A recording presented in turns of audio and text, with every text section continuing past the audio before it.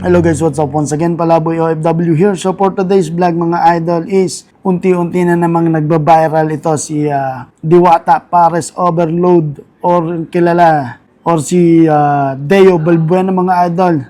Dahil tatakbo siya bilang isang party list representative sa Kongreso mga idol. Pero fourth nominee lang siya mga idol. Shoutout kay Rapi Samstil sa likod.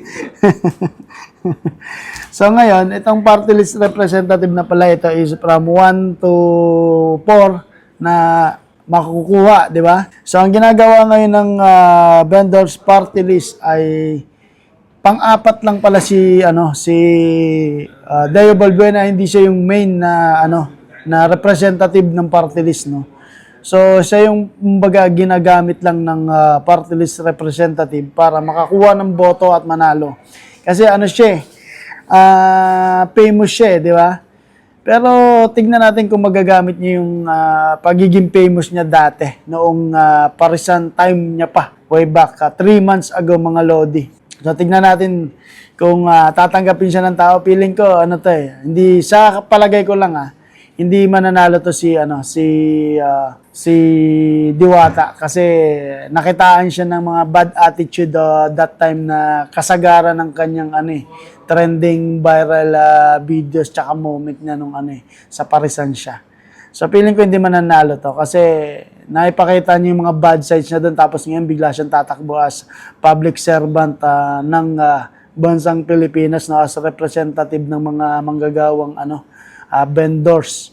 So, even mga vendors, local vendors, siguro hindi siya susuportahan. Kasi kinakalaban niya yung mga ibang vendors dun sa paligid niya, di ba?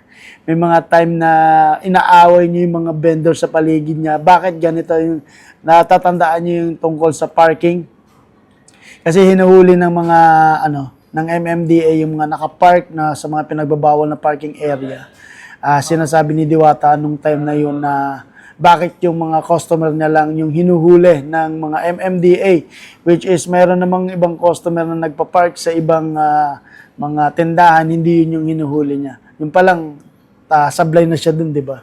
So ngayon tatakbo siya as a local representative ng mga vendors. Come on. Hindi naman ako nang judge pero sa palagay ko lang hindi mananalo to si Diwata Pares Overload.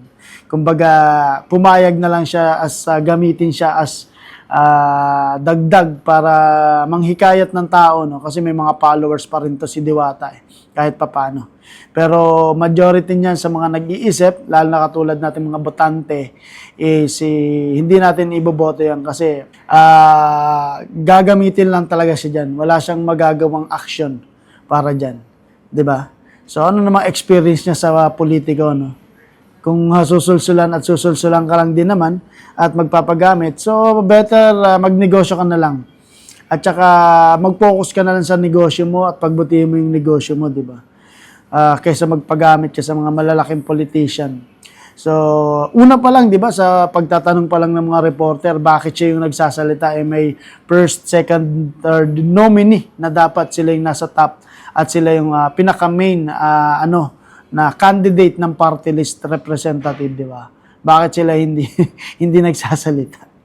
So, ibig sabihin, nagbibida-bida ka dyan.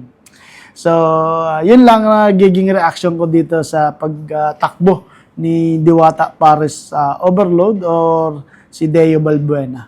Kasi marami kang tinablang mga vloggers tsaka mga ordinaryong mamamayan. Tignan natin kung makuha mo yung boto namin. Ako, no ka sa akin. Isa akong botante, legit na botanteng OFW. Siyempre, isa kami sa mga boboto sa mga party list representative. So, hindi ka pasado sa amin. Sa akin, or ewan ko sa ibang mga OFW. Kasi malinaw na ginagamit ka lang ng mga nasa taas or nasa mga likod ng mga party list representative. No?